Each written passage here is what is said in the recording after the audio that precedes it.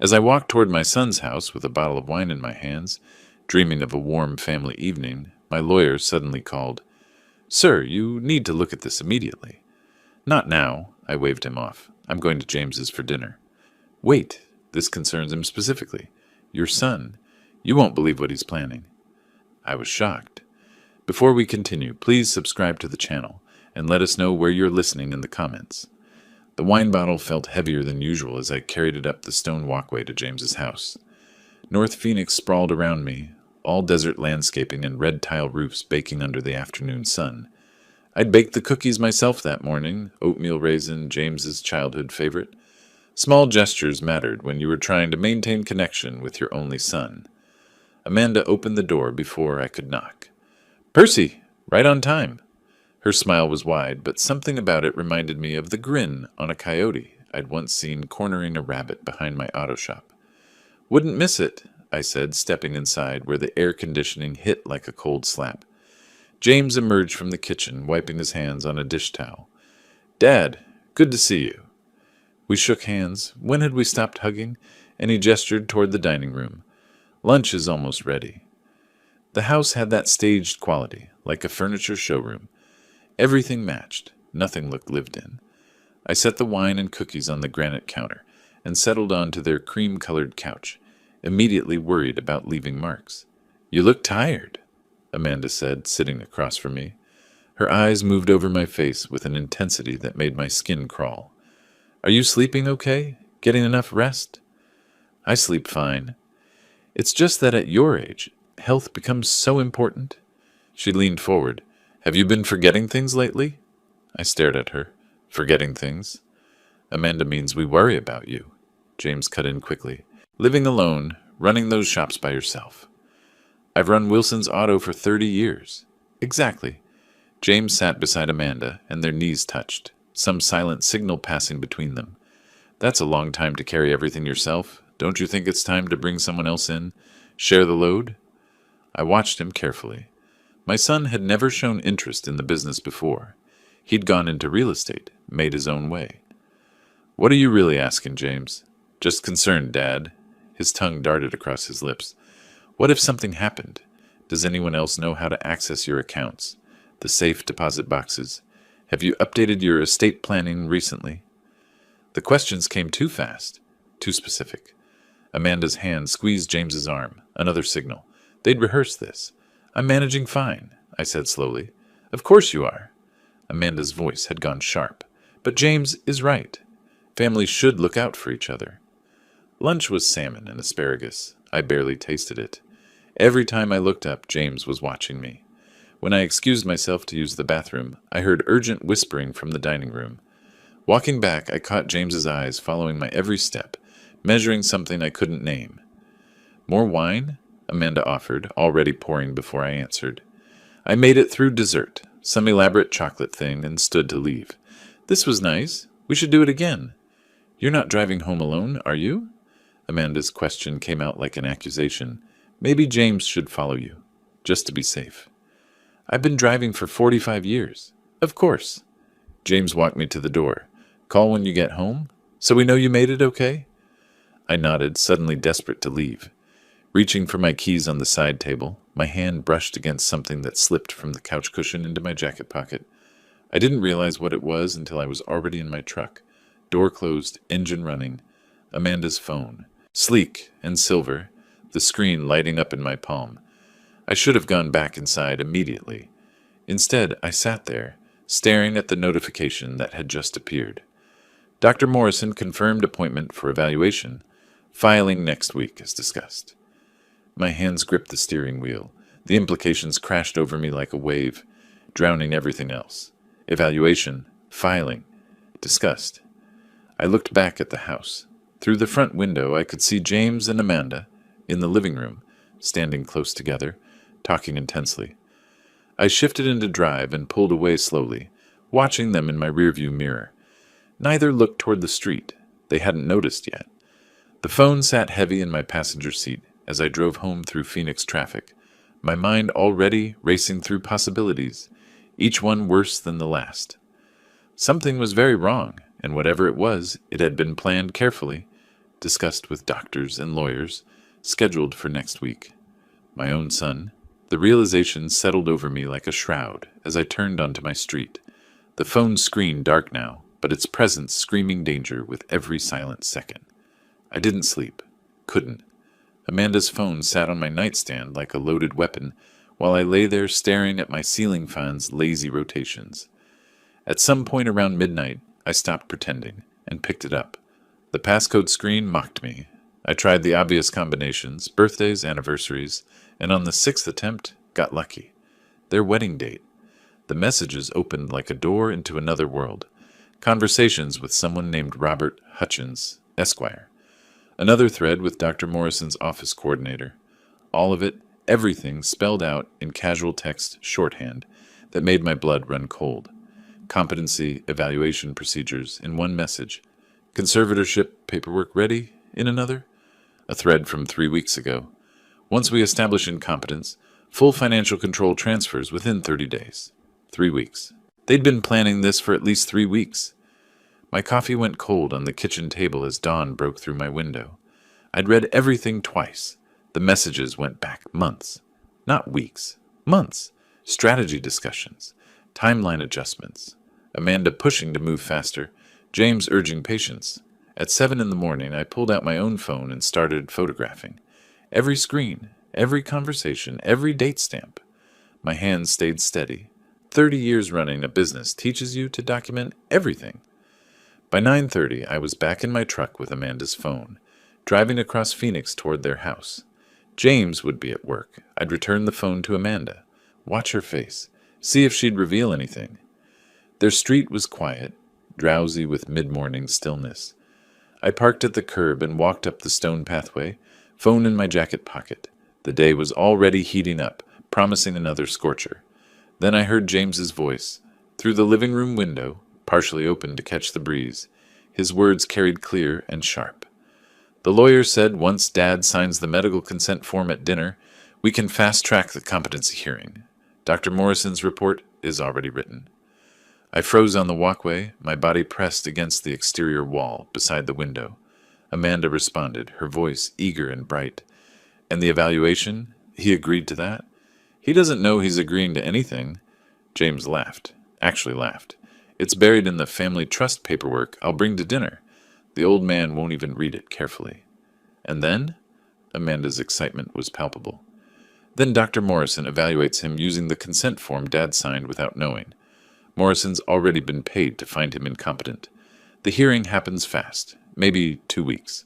Judge signs the conservatorship order, and everything transfers to me as his guardian. How long until we can access the money? The lawyer said once I have conservatorship, I control everything immediately. The business, the properties, all accounts. We'll need to maintain him somewhere, probably that care facility in Tempe. But that's cheap compared to what we're getting. I stopped breathing. My son was discussing warehousing me like unwanted furniture while stealing everything I'd built. When's the dinner? Amanda asked. I'm calling him tonight. Make it sound like reconciliation. He's desperate for family connection. It'll be easy. How much is it all worth? James paused. The lawyer estimates between 3 and 4 million total. The auto shops alone are worth 2 million, and the properties in Scottsdale have appreciated like crazy. My jaw clenched so hard I thought my teeth might crack. 4 million, they'd calculated it. Estimated my worth like livestock at auction. I forced myself to move, walking backwards slowly, watching the window. Neither of them appeared. I reached my truck, climbed in, and drove away with my hands shaking on the wheel. The rest of the day disappeared into a fog. I sat in my home office, Amanda's phone on one side of my desk, my own phone on the other, the screenshots displayed on my computer screen, evidence, timeline, names. When James called that evening, I was ready. Dad, it's James! His voice was warm, concerned, completely false. Listen, I feel terrible about yesterday. Amanda and I talked, and we want to make things right. How about dinner here next Tuesday? Just family, a real conversation. I let 3 seconds of silence stretch between us, while I stared at the screenshot showing their conspiracy. That sounds good, son. I'd like that. Really? That's great. He sounded relieved, probably thinking I was still the naive old fool he expected. How about 7 o'clock? What time should I arrive? I kept my voice neutral, empty. 7's perfect. And Dad, I'm really glad we're doing this. Me too. I ended the call and sat in the darkness of my office, the glow from my computer screen illuminating the evidence of my son's betrayal. He thought he was setting a trap for me. He thought I'd walk in blind and sign away my life while he watched and smiled. But I'd seen the trap. I knew the bait. I understood the mechanism. And now, sitting alone in my house with proof of their conspiracy burning on my screen, I realized something that should have terrified me, but instead felt cold and clarifying. The war had begun. I just needed to fight it, smarter than they expected. Tuesday was 6 days away. 6 days to plan. 6 days to prepare. 6 days to show my son that underestimating his father was the worst mistake he'd ever make. The morning sun cut through my kitchen window as I dialed Richard Foster's office. My hand was steady now. All the shock burned away into something colder and harder. Foster and Associates. The receptionist's voice was crisp and professional. This is Percy Wilson. I need to see Richard today. It's urgent. A pause. Mr. Wilson, Richard's schedule is completely... Tell him it's about a family member trying to steal my business. Tell him I have evidence. 15 minutes later, Foster called back personally. Percy, what's going on? I need to see you this afternoon. I can't explain over the phone. I'll clear my schedule. Come at 2. I spent the morning printing screenshots, organizing them in a folder, preparing like I used to before important supplier negotiations. Treat it like business, I told myself. Remove the emotion. Foster's office occupied the 14th floor of a downtown Phoenix high-rise. I'd been there dozens of times over the past 15 years. Contract reviews, property acquisitions, business incorporations. Richard had always been steady, thorough, exactly what you wanted in an attorney. He stood when I entered, concern creasing his forehead. Percy, you look angry. I set the folder on his mahogany desk. That's accurate. I spread the screenshots across his desk methodically, pointing to specific messages. Foster leaned forward, his glasses sliding down his nose as he read. His expression shifted from curiosity to alarm to something approaching horror. When did you discover this? He asked quietly. 3 days ago. He picked up several screenshots, reading more carefully. Percy, this is serious. If they file a petition for guardianship and conservatorship before you protect your assets, the court could appoint a temporary conservator. You could lose access to your own bank accounts while this plays out. The words hit like a physical blow. How long do we have? Based on these messages, Foster scrolled through the images on his computer where I'd emailed them. Days, maybe a week. They mentioned filing next week. That was 2 days ago. We need to move now. He grabbed his phone, punching the intercom button. Janet, clear my afternoon. Prepare emergency trust documents, and cancel everything tomorrow morning. Foster pulled up Arizona statutes on his computer, walking me through the nightmare scenario. Once incompetency proceedings start, assets freeze pending evaluation, court-appointed examiners, psychological assessments, legal limbo that could stretch for months. We're going to create an irrevocable living trust, he explained. Transfer everything, the auto shops, your home, investment accounts, into the trust. You'll be the primary trustee, but here's the key. We'll appoint an independent professional fiduciary as successor trustee, not a family member, someone who can't be manipulated. Over the next 3 days, I lived in Foster's office. We drafted documents, revised clauses, built what he called fortress protection. I transferred ownership of Wilson's Auto, all 3 locations, into the Wilson Family Trust. My house in North Phoenix, my investment portfolio, everything. The trust document specifically excludes family members from trustee positions, Foster explained as I reviewed the final draft. Even if they get a court order, the assets are held by the trust, not by you personally. They'd have to prove the trust itself was invalid. Can they do that? Not easily. Not when we've documented everything properly. I also scheduled medical examinations. If James was going to claim I was incompetent, I needed proof otherwise. At Arizona Medical Center, I submitted to a battery of tests. A neurologist named Dr. Sarah Chen had me recite number sequences backward, draw clock faces, answer logic puzzles, walk heel to toe down a hallway. Mr. Wilson, your cognitive function tests place you in the superior range for your age group, she said, reviewing the results. Your memory, executive function, and reasoning skills are excellent. There is absolutely no indication of any impairment. I scheduled a second examination at Desert Health Institute. 2 days later, same results, same confirmation. I collected the written reports like ammunition. On the fourth day, I met Catherine Palmer at Phoenix Fiduciary Services. Gray-haired, professionally detached, she reviewed the scope of assets that would fall under her oversight if I became truly incapacitated. You understand, I'm independent, she said. I have a fiduciary duty to you, not to your family members. If someone tries to manipulate the trust for their benefit, I'm legally obligated to resist. That's exactly what I need. By evening, I sat in my home office reviewing the completed documents, trust agreements, medical reports, original screenshots. I created a secure folder on my computer labeled Defense, uploading scanned copies of everything. My finger hovered over the mouse as I stared at James's name in the message thread. The hurt was still there, sharp and deep, but something else was growing alongside it, something colder. Richard, this protects my assets, I'd said during the signing. But what about justice? What about making sure they don't try this with someone else's father? Foster had paused, choosing his words carefully. Right now, we're building your defense. What comes after? That's your decision. I closed the folder and leaned back in my chair. The defense was solid. My assets were protected. James could file his petition, and it would collapse against the fortress we'd built. But was that enough? The question sat in my chest like a stone as darkness fell outside my window, and I realized with absolute clarity that protection wasn't sufficient anymore.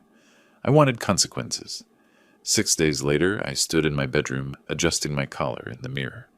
The reconciliation dinner was scheduled for 6:30, and I'd been practicing my expression all afternoon, cautious optimism mixed with a grandfather's desperate hope for family healing. My phone rang. Richard Foster's name appeared on the screen. I almost declined. The timing was terrible. I needed to leave in 10 minutes. But something in the rapid succession of rings made me answer. Richard, I'm actually heading out to... Sir, you need to see this. His voice was tight, urgent in a way I'd never heard before. I have a family commitment. Can this wait until... Wait, this is precisely about him. I froze, one hand on my car keys. About who? Your son. Check your email. I'm sending something now. I sat on the bed as my phone chimed. The attachment loaded slowly. A PDF with official court letterhead. My eyes tracked across the title. In the matter of the guardianship and conservatorship of Percy Wilson. The room tilted.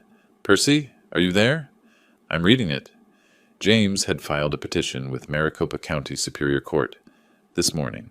While I'd been choosing what shirt to wear to our reconciliation dinner, my son had been submitting documents to a judge claiming I suffered from advanced dementia and couldn't manage my financial affairs. The petition was thorough, detailed, devastating if it were true. Alleged incidents of confusion at my auto shops, conversations I supposedly couldn't follow, appointments I'd missed, employees I'd failed to recognize, all fiction. Reported financial mismanagement, unpaid bills, bounced checks, suspicious withdrawals. Complete fabrication. My shops were thriving. I hadn't bounced a check in 30 years. Then I reached Dr. Timothy Morrison's psychological evaluation, dated 2 weeks ago. The patient presents with significant cognitive decline consistent with moderate to severe dementia, Morrison had written. Memory impairment, disorientation, inability to manage complex financial matters. Recommendation: immediate protective intervention, including guardianship and conservatorship, to prevent financial exploitation or self-harm. I'd never met Dr. Morrison, never been evaluated by him, never even heard his name until I'd seen it in Amanda's text messages. Percy, look at page 12, Foster said. I scrolled down. There was my signature on a consent form for psychiatric evaluation, dated 3 weeks ago. The penmanship was close, very close, but the angle of the Y in Wilson was wrong. The pressure on the P was too light. I never signed this, I said quietly. I know. That's forgery. That's a crime. My hands weren't shaking anymore. They were perfectly still, which was somehow worse. James filed a guardianship petition with Maricopa County Superior Court this morning, Foster continued. He's asking for emergency temporary conservatorship over your assets and person. The hearing is scheduled for next week. But I'm supposed to have dinner with him tonight? My voice sounded hollow. He said he wanted to apologize, to make things right. That dinner was part of the plan. Look at page 12 of the petition. He claims you've been receptive to family assistance and agreeable to signing necessary documents. He was going to get more signatures tonight to strengthen his case. I walked to my home office, pulling up the document on my computer for a larger view. I read every page carefully, cataloging the lies. Then I retrieved my medical reports from the desk drawer, the examinations Foster had insisted on, and placed them beside the keyboard. Dr. Morrison's fabricated evaluation was supposedly from 2 weeks ago. My actual examinations at Arizona Medical Center and Desert Health Institute, conducted after I'd discovered the plot, showed perfect cognitive function. The dates told the story. James had paid Morrison to write a fraudulent evaluation. Then he'd forged my signature on a consent form to make it look legitimate. All while planning a dinner where he'd get me to sign more documents, probably disguised as family trust papers or healthcare proxies. I picked up my phone and called James. "Dad, are you on your way?" His voice was warm, eager, fake. I made my voice weak, apologetic. "James, I'm so sorry. I've come down with something, feels like food poisoning. I don't think I can make it tonight." A pause, just a fraction too long. "Food poisoning? That's unfortunate. Are you sure you shouldn't go to the hospital? I could come over and help you with—" No. I injected a tremor into my voice. "I just need rest. We'll reschedule soon." "Right, sure." He agreed too quickly, frustration bleeding through his careful concern. "Get some rest, Dad." I ended the call and photographed the forged signature with my phone, texting it to Foster with a single message. "I never signed this. Meet tomorrow morning, first thing." Then I walked to my living room window. The desert landscape stretched beyond my backyard, all saguaro silhouettes and purple mountains in the dying light. I was still dressed for the dinner I wouldn't attend. Button-down shirt, pressed slacks, the watch James had given me for my 60th birthday. He'd planned everything. The reconciliation dinner was meant to be the moment I signed away my autonomy, completely unaware that the real court petition was already filed. He'd probably prepared documents that looked like family trust agreements, but were actually additional consent forms, medical releases, power of attorney grants. I'd have signed them while he smiled, and Amanda poured wine, and they talked about healing and family and moving forward together. And then next week, at the hearing, James would present all those signatures to the judge as proof I was agreeable and cooperative with the guardianship plan. "You wanted to make me helpless," I said to my reflection in the darkening window. "Let's see how that works out." The war had new rules now. James had forged my signature, filed false documents with the court, paid a psychologist to fabricate a medical evaluation. This wasn't family dysfunction anymore. This was criminal fraud. And I had every intention of showing my son exactly what happened when you underestimated a man who'd built 3 successful businesses from nothing. 2 days after canceling the dinner, I needed to clear my head. The forged signature kept appearing in my mind, that false Y in Wilson, the wrong pressure on the P. I grabbed my golf clubs and drove to Desert Pines Senior Center, where I'd occasionally played over the past year. The course was easier than my usual country club, and nobody there asked questions about business. The morning sun was already fierce when I reached the practice green. I set up balls mechanically, trying to focus on my stance, but my putting was terrible. Every time I lined up a shot, I saw that petition instead, page after page of lies about my mental competence. "Your grip's too tight." I looked up. A woman in her early 60s stood a few feet away, wearing a volunteer badge that read, "Dorothy Turner." She had kind eyes and silver hair pulled back in a practical ponytail. "Tension in your hands travels up your arms," she continued, demonstrating a proper stance. "Try loosening your fingers, letting the club rest naturally." I attempted another putt. The ball rolled wide. "It's not really about golf, is it?" Her voice was gentle, professional, like she'd spent years reading people's distress. Something about her manner made me lower my guard. Maybe it was exhaustion. Maybe it was the fact that she was a stranger who didn't know James, didn't know my business, didn't have any stake in my life. Within 20 minutes, we'd moved to a shaded patio table, and I was explaining everything. Dorothy listened without interrupting. When I finished, she nodded slowly. My friend Margaret, her nephew, tried something similar 5 years ago, she said. Filed paperwork claiming she couldn't manage her finances. What saved her was evidence. Daily logs, witness statements, proof she was living a normal, competent life. I have medical evaluations, I said. Clean bill of health from 2 doctors. That's excellent. But you also need to show daily competence. Are you documenting your business decisions? Keeping records of your activities? The court wants to see ongoing capability, not just a snapshot. She pulled a small notebook from her volunteer vest and started writing. Not about my story, but practical actions. Daily activity logs, witness statements from colleagues, photographs engaging in complex tasks. Her former nurse's training showed in her methodical approach. I coordinated patient care for 30 years, she explained. I've seen competency evaluations go both ways. The ones that succeed for the patient always have documentation. My phone rang. Marcus Chen, my parts supplier. Percy, just checking in. Everything okay with the business? Someone called asking about our relationship. Said they were concerned about billing issues. I felt ice form in my chest. What billing issues? That's what I said. There aren't any. You've never missed a payment. I just thought it was strange. I thanked him and hung up. Dorothy watched my expression change. 15 minutes later, my accountant called. Got a strange inquiry from your daughter-in-law. She was asking about your financial management, whether I'd noticed any confusion in your instructions lately. The third call came from Frank Rodriguez, my head mechanic for 12 years. Boss, I got a weird call from James today. Frank sounded uncomfortable. He was asking if you've been forgetting things at the shop, making odd decisions. I told him you're sharp as ever, but I thought you should know. What exactly did he ask? If you've been confused about orders, missing appointments, that kind of thing. I shut it down fast, but, Percy, what's going on? I ended the call and stared at my phone.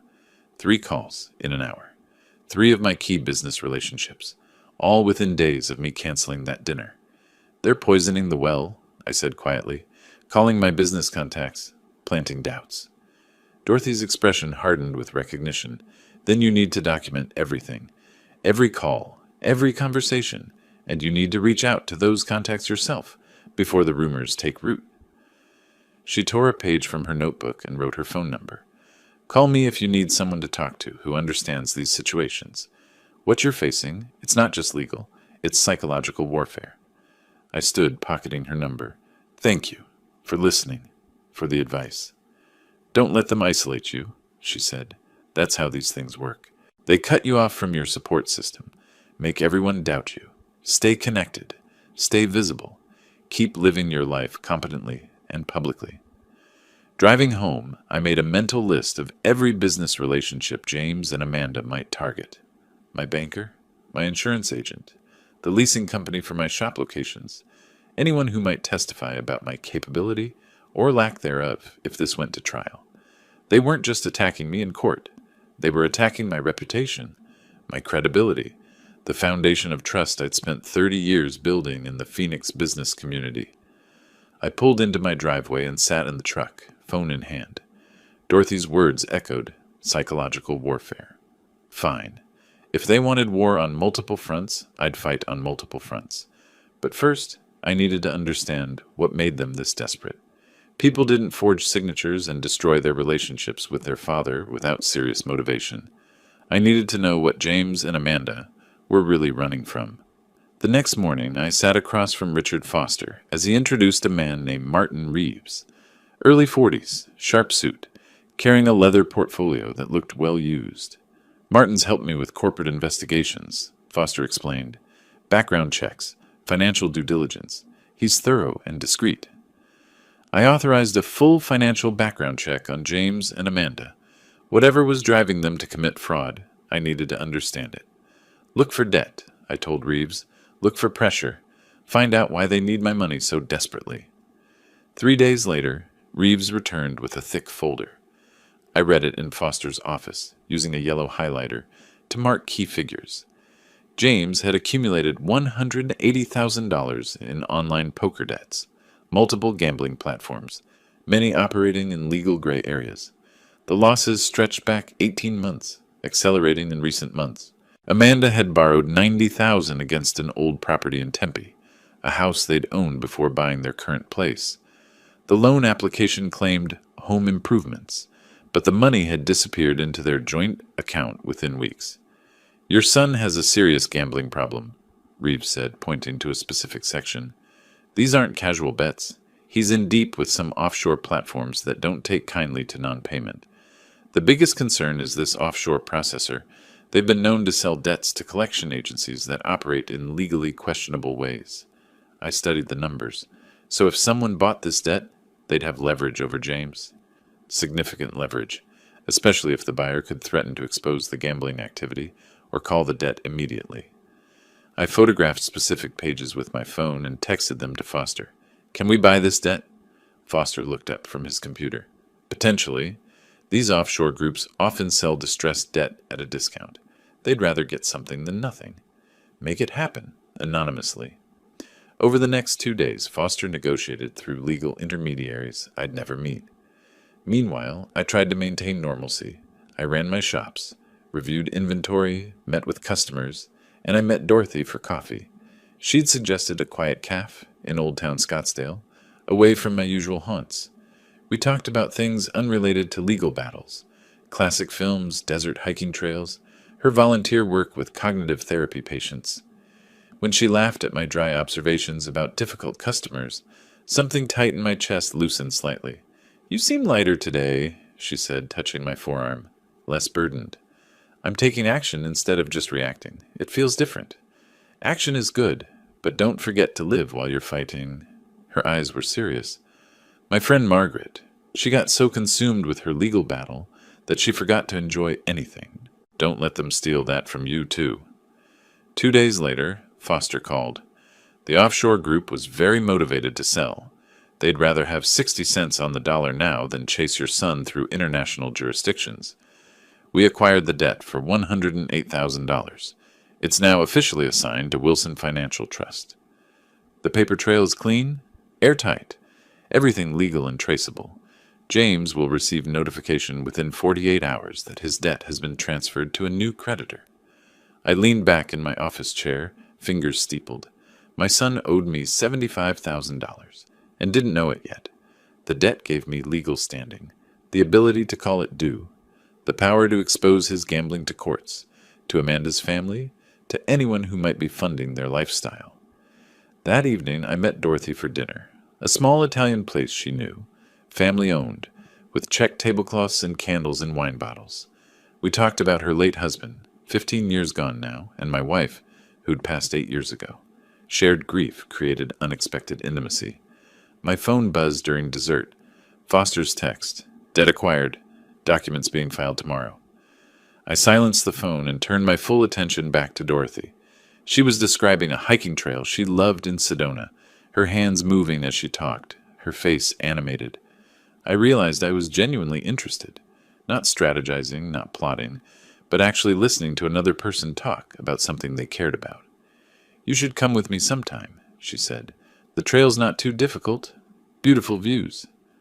"I'd like that." Driving home later, I caught myself smiling.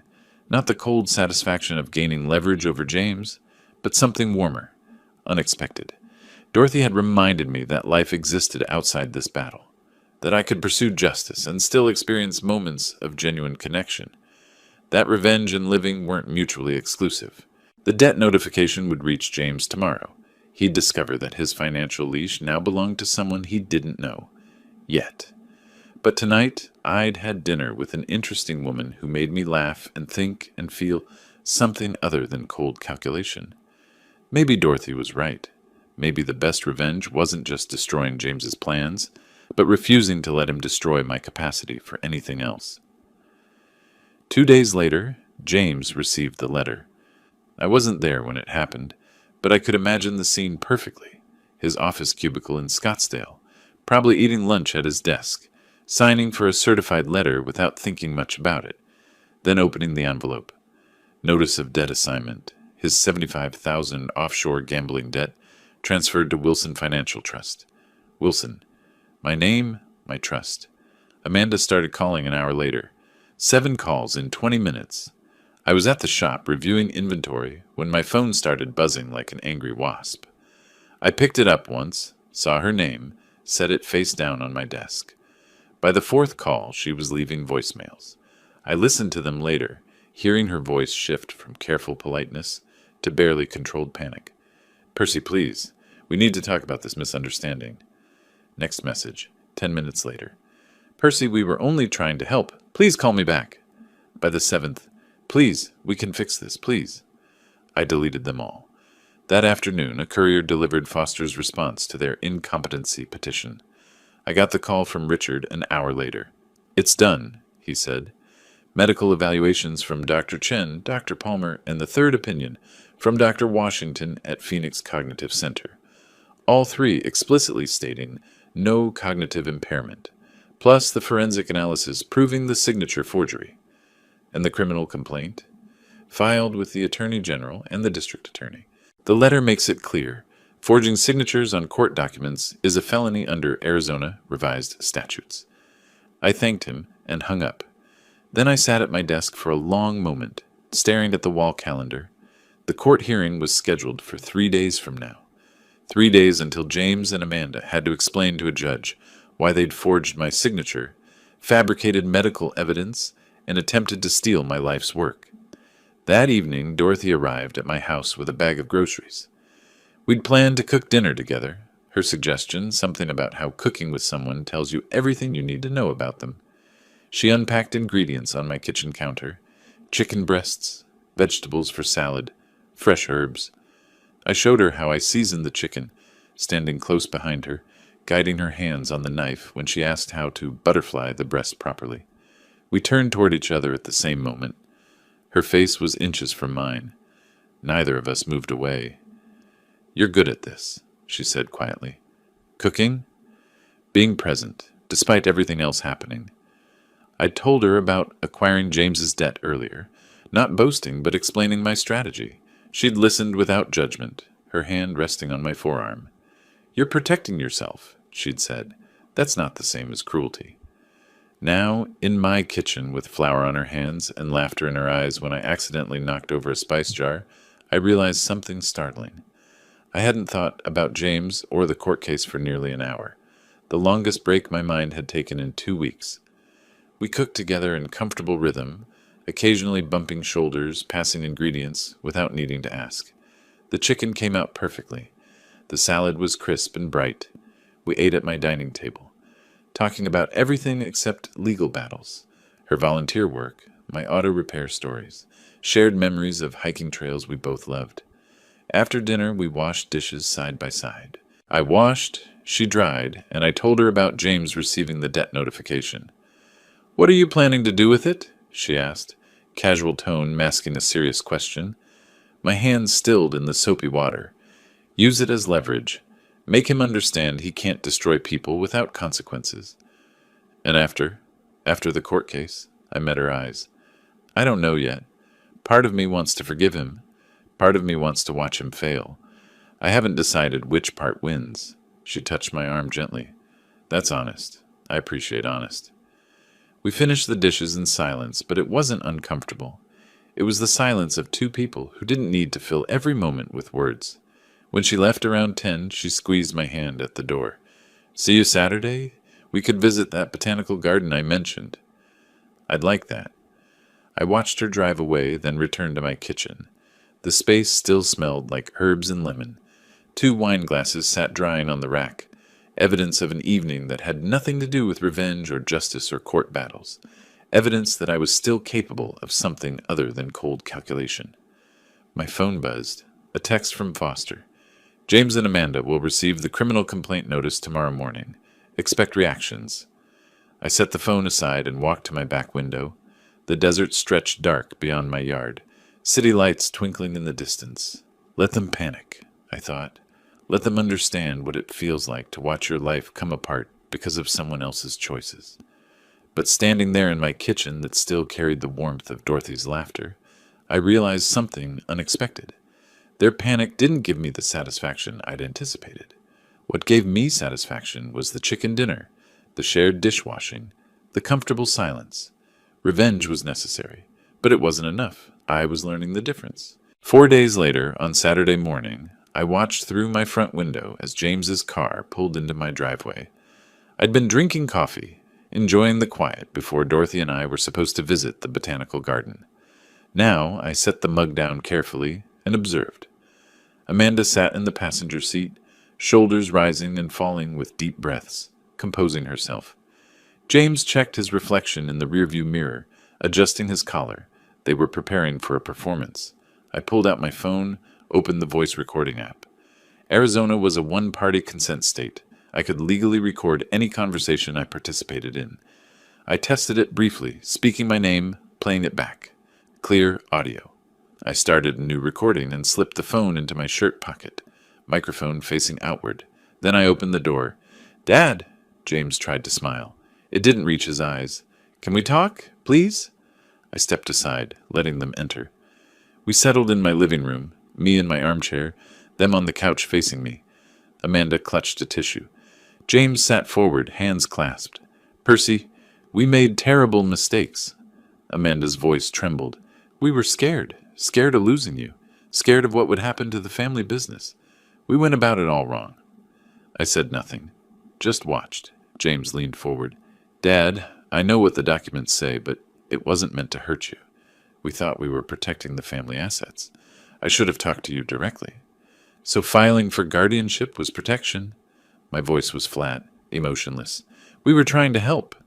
Amanda's tears came on cue, but I noticed she'd been holding the same tissue for 10 minutes without actually using it.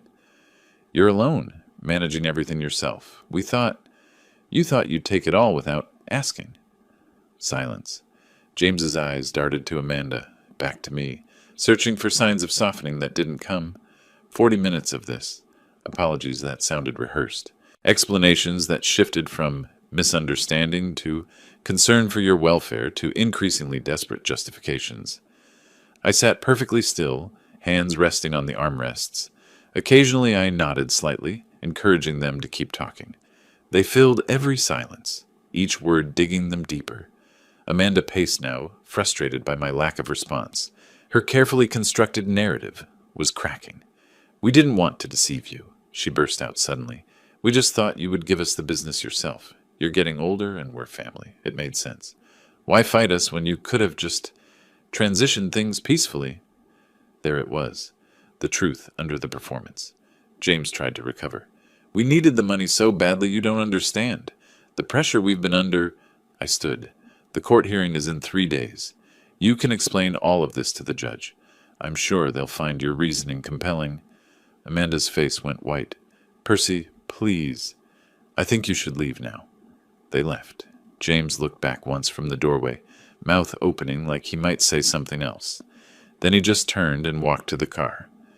I stood at my door for several minutes after they drove away, watching the empty street. Then I walked to my office, connected my phone to my computer, and backed up the recording to 3 locations: hard drive, cloud storage, USB drive in my safe. Their own words admitting they'd expected me to simply hand over my business, that they'd needed the money badly enough to commit fraud. Dorothy arrived an hour later. I was still in my office when she knocked. "Hey," she said, reading my face immediately. "What happened?" I showed her to my back patio instead of suggesting we leave for the botanical garden. We sat in the shade overlooking the desert landscape. I didn't speak at first, neither did she. We just existed in shared silence. Finally, I told her about James and Amanda's visit. Then I played her the recording. She listened without interrupting. When it finished, she took my hand. "You could have yelled," she said quietly. "You could have said horrible things. You didn't. You let them convict themselves with their own words. I'm proud of you." I wanted to scream at them. My voice was tight. Tell them exactly what I think of their betrayal. But you didn't, because you're better than they are. Something in my chest loosened. Dorothy saw it, the moment I'd been holding together through sheer will, suddenly safe to fall apart slightly. She moved closer on the patio bench. "You don't have to be strong every second, not with me." I looked at her then, really looked. the silver in her hair catching the sunlight, the kindness in her eyes that didn't come from naivety, but from having seen enough of life's cruelty to value its rare moments of tenderness. "Thank you," I said, "for being here, for understanding why I had to let them hang themselves." "I understand justice," she replied. "I understand boundaries, and I understand that you're one of the good ones, Percy Wilson." We sat there for another hour, talking and not talking, her hand in mine. At some point I told her about my wife, how she died 8 years ago, how I'd thought that part of my life was over. "Maybe it doesn't have to be," Dorothy said softly. I turned toward her, she turned toward me, and then we were kissing. It was gentle, tentative. Two people who'd forgotten what this felt like and were rediscovering it together. When we pulled apart, she smiled. "I've wanted to do that since the golf club. Why didn't you? You had enough happening. I wanted to wait until you had space in your life for something good." I touched her face. "I have space now." The court hearing was in 3 days. James and Amanda would face a judge with their forged documents and fabricated evidence. I had medical reports, forensic analysis, recorded admissions, and a criminal complaint filed with the state. But sitting on my patio with Dorothy's hand in mine, tasting her kiss on my lips, I realized the most important victory wasn't in that courtroom. It was here, now, reclaiming my capacity for connection, for tenderness, for hope. James had tried to take my life. Instead, I'd found a new reason to live it. 3 days later, I walked up the courthouse steps with Richard Foster on my left and Dorothy on my right. Monday morning, 10 o'clock. The marble building loomed against a cloudless Arizona sky. "Ready?" Foster asked, adjusting his briefcase. Dorothy squeezed my hand. I nodded. We passed through security, navigated hallways that echoed with our footsteps, and found courtroom 4C. James and Amanda were already seated at the petitioner's table with their attorney, a nervous-looking man named David Chen, who kept shuffling papers like he could reorganize them into a winning case. Judge Patricia Hamilton entered at exactly 10. Late 50s, sharp eyes, no-nonsense demeanor that reminded me of my best high school teacher. She reviewed the case file briefly, then looked up. "Let's proceed. Mr. Chen, your client filed this guardianship petition. Present your case." Chen stood, clearing his throat. "Your Honor, we believe Mr. Percy Wilson requires assistance managing his affairs. While recent medical evaluations show current competence, we're concerned about long-term patterns documented where?" Judge Hamilton interrupted. "Well, that is, we have witness testimony that—" "From whom?" Chen faltered. "The petitioner and his wife observed concerning behaviors." "The same petitioner who would benefit financially from this guardianship?" The judge's tone could have cut glass. "Continue." I watched James across the courtroom. His jaw was clenched tight. Amanda stared at the table. Foster stood when his turn came. He presented evidence methodically, like dealing cards in a winning hand.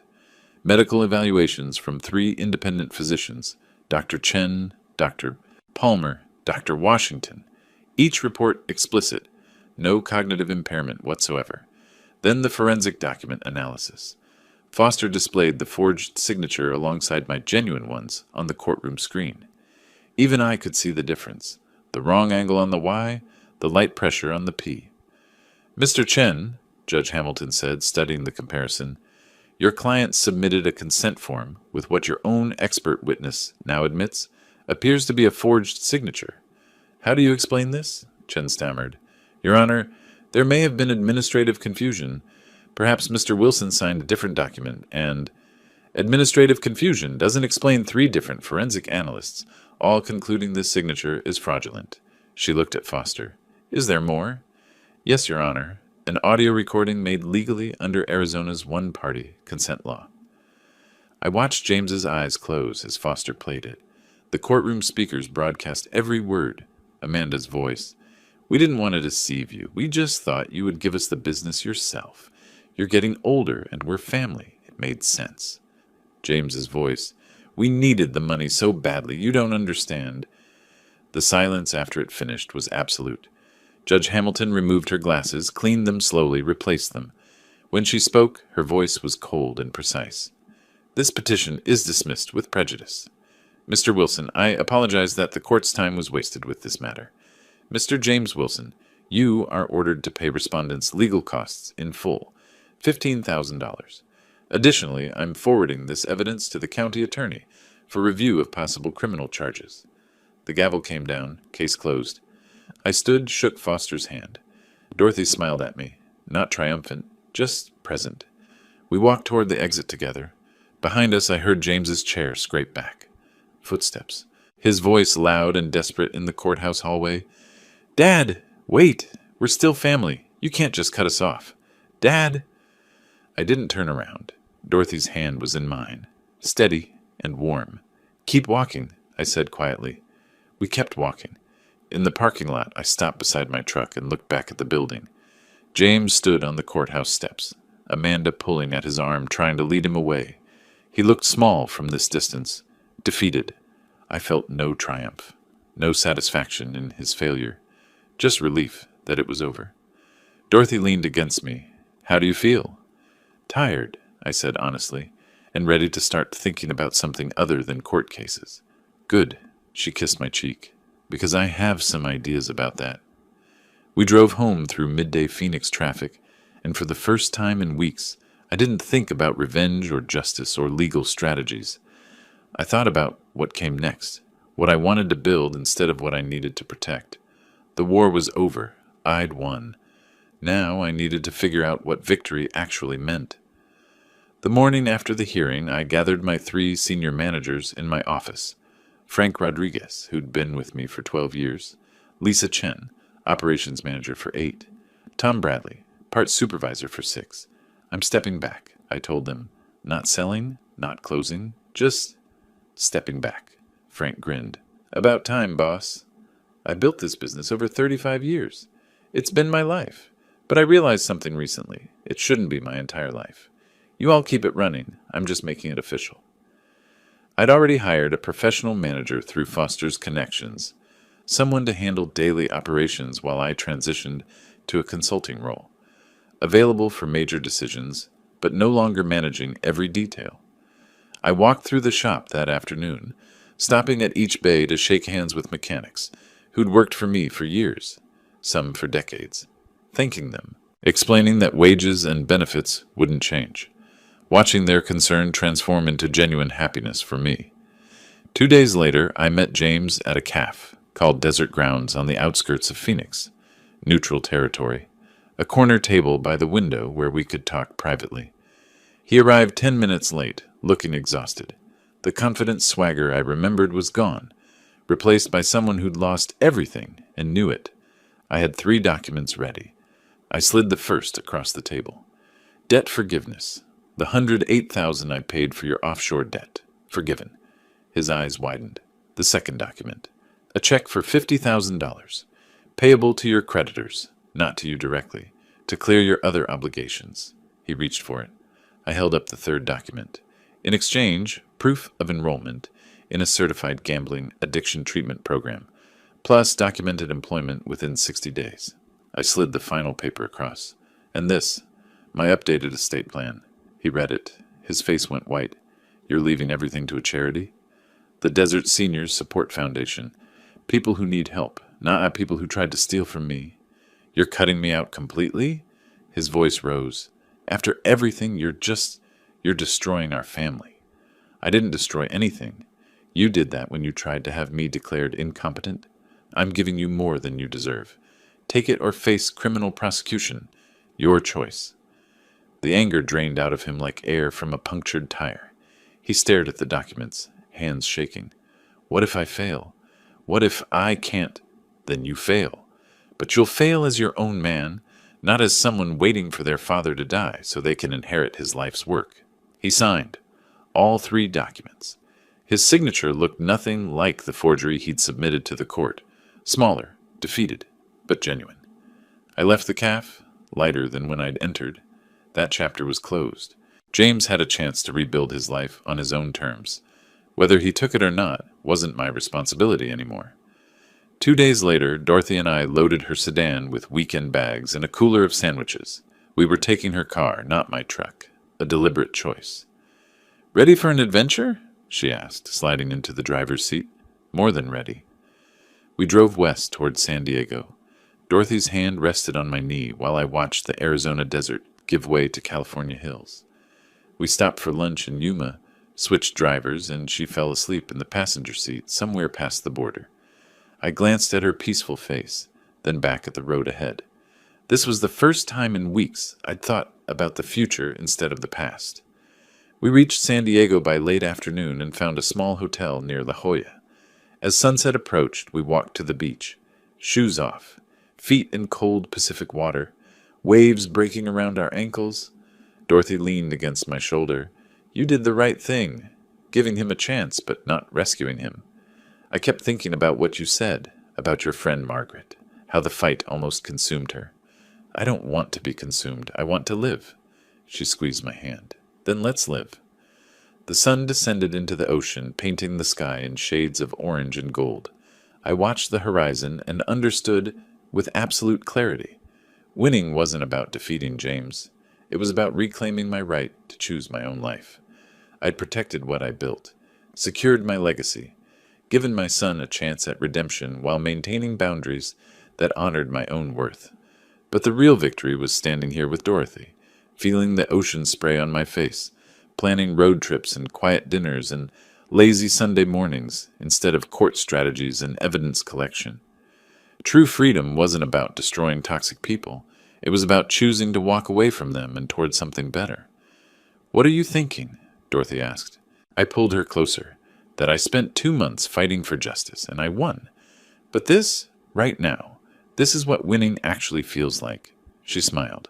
Good, because this is just the beginning. The waves crashed. The sun set. The Pacific stretched endless before us. And somewhere behind me, Phoenix and all its battles felt very, very far away.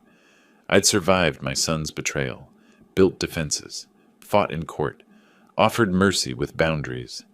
Now I was free to do the only thing that ever really mattered. Live well. If you like this story, please like this video, subscribe to the channel, and share your impressions of this story in the comments. To listen to the next story, click on the box on the left. Thank you for watching.